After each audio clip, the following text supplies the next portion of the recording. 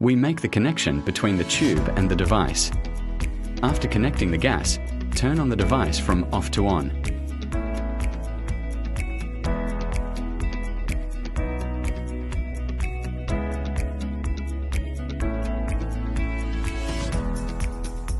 Set the day and night mode.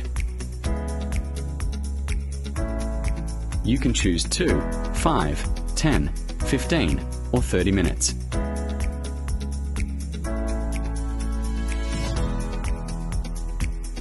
Press the minute button to adjust the timer. This is the charging port. When the battery runs out, the charging light will blink.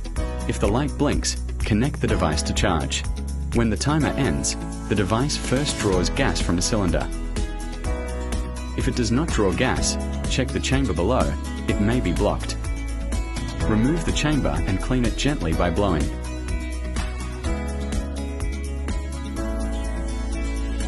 For ignition, if there is a problem, remove the ignition part using a wrench. Clean the terminals and reassemble the part.